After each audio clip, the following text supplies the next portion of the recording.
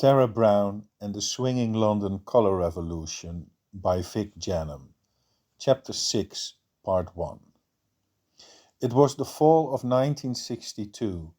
Nicky and I weren't really going anywhere, apart from in each other's arms, with neither of my parents willing to spend much money on me if I wasn't going to some college, and I wasn't, and the flat in Belgravia now so regularly used by Dom and Sally that it became almost impossible to smuggle Nicky in.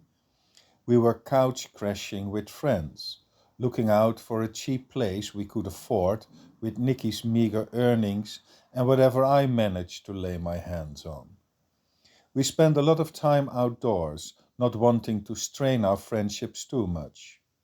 One day, with Nicky out to work, I was just rambling around the neighborhood we were staying in, and there was this public garden, really just a patch of lawn with some benches and no trees, typically one of those fill-ups for the many holes that the Blitz had left all over London.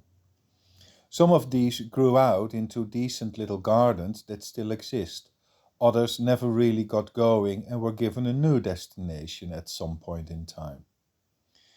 There was a bloke sitting on one of the benches, having a beer and a snack, probably fries, and I could tell from his clothes and the beer brand that he must be dead poor. Yet he had a cool way of presenting himself, and he had the same hair as me, same color and length, and also very thick. So I walked up and asked if I could join him. The bench sitter looked up, smiling. He had sharp but restless eyes, which made looking at him not always easy. His hair, indeed, was the same as mine. We basically shared our look. Sure, he said, though I'm not going to share my food with you. It's all I've had since yesterday. That's fine. Tara. Brian. What are you up to, Tara? Just cruising. I'm a professional party-goer who is a tad short on money. And you, Brian? What makes your heart beat faster? I'm in a rhythm and blues band. We've done some gigs around London, but we haven't really got going yet. Are you any good? Brian looked at me with his eyes shining. Oh yes, he exclaimed. We're very good.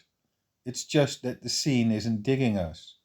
We're not your old-fashioned blues band, nor some simple rock and roll set. We're real musicians. We play the good stuff our way. Do you know Muddy Waters? Sure. Muddy Waters has this song, Rolling Stone Blues. Brian started singing in a pleasant high voice. I wish I was a catfish swimming in a deep blue sea. I would have all you good-looking women fishing after me. That's how we're called. Catfish? No, mate, the Rolling Stones. I liked Brian's cockiness. He had a sweet, almost bland face, and he clearly chose to compensate for it with a cynical sharpness of mind. A bit like me, perhaps, though I had never really been bothered by my soft looks. I was Angel Face. That's who I was, and nothing was going to change that. I told Brian I knew people and could make introductions on his behalf. You? He could not hide his suspicion. You're a kid. So what? I've never wasted my time going to school, so I know a lot more about the world than most will ever do. I'm sure, Brian said forgivingly. But still, how old are you? 13. 17, I reacted sharply. Been around the world.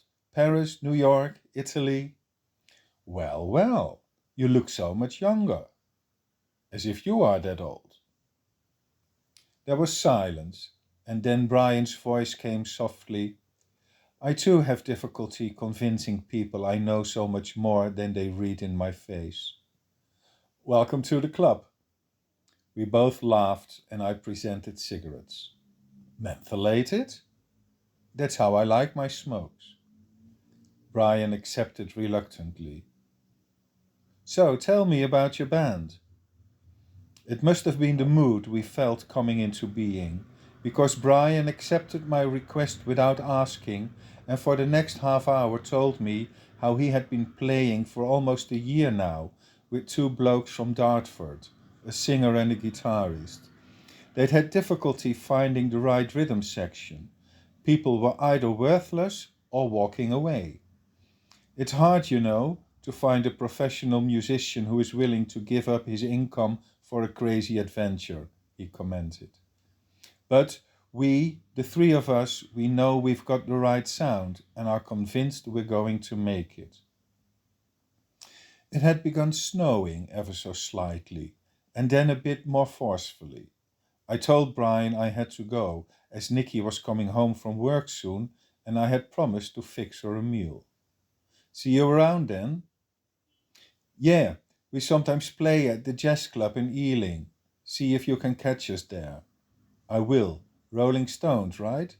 Rolling, in the blues accent. For some reason, I wouldn't get to see Brian play for almost 2 years, when they had firmly made it and were presented in the press as the answer to the Beatles. We coincided a few times in my favorite hangouts, but I let Brian alone because I felt bad I hadn't seen him play yet. I had been following their steps closely though, because I really liked their style. Their music wasn't what I used to dance to in 1963, but I loved their intensity.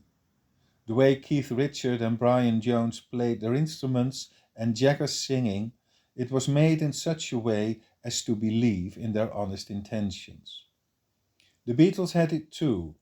All the bands that were happening from that year onwards understood you had to look the part, but only the Stones played un-British music. No other act got away with playing un-British music at the time. Besides, the Stones introduced the concept of social critique in British pop.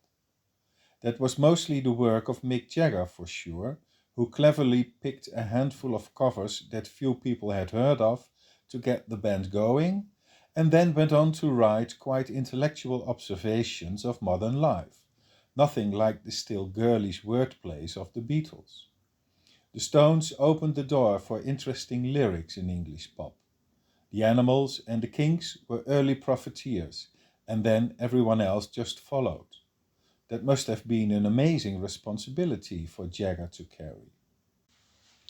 I had been in contact with Sir John about the Rolling Stones as soon as I heard of them playing live on a regular basis in early 1963. Sir John complimented me on my sharp observational skills. By the way, we're on to them already. The singer, what's his name, Jagger or something, he was at Lord Rothschild's estate last summer, and he seems a pretty sharp lad. We can certainly use him. That was when Nicky and I had come back from Somerset, where we had fled the second half of the bitter cold winter that year. Nobody had ever experienced anything similar. People said it was even worse on the continent, but the thought warned nobody. We were living by then with some friends of mine from Paris and beyond in South Kensington, all women. It was still freezing and we didn't have much privacy, so we planned to get out of town for some time. Understanding we needed a decent home if we weren't going to freeze to death, I made a deal with my father. I would decamp to Somerset, where I'd be staying with family and a tutor who was going to prepare me for my entrance exams at Eton. While not in the least interested in fulfilling my part, I just wanted to get out of our little frozen over hellhole. I said yes. That Nicky was coming with me was understood. So we moved out of town for a handful of weeks, me breaking in the tutor on the first day, making it clear to him he could tell me all he wanted to, but that I wasn't going to do any serious studying, and spending most of my time under the blankets with Nicky dear. There was an additional motive to leave London for a while. As I could have known, Nicky was attracting a lot of attention from a variety of men. From women also, but lesbianism wasn't much of a thing in those days. It was clear to many that Dusty Springfield must be a dyke, but it wasn't spoken about much and certainly not propagated in the music press. Being friends was just that. There wasn't much winking and nudging going on. Yet the men, like me, they were all over my girl. Especially some heavy dude had been having an eye out for her, or so I was told in one of the clubs where we mingled with the London underground. He was apparently not at all impressed by the news the girl of his liking was already engaged. Since Nikki herself was not exactly modesty in person, a few scenes happened which I wasn't fond of witnessing. We were all young and modern, and sleeping wild was considered par for the course, but having to share my baby with this particular bloke was not my cup of tea, so to say. All good that in Somerset it was just the two of us, meeting up with poor tutors sometimes, continuing our long hours in bed. No way were we going anywhere as long as the snow hadn't melted. And it hadn't. It was an endless winter. In the end, the horrible winter of 1963 came to an end. One day it stopped being cold, and slowly the country returned to normal. Back in South Kensington, we found everybody ready to party the winter away. And so we did. We even danced to Cliff Richard's Summer Holiday.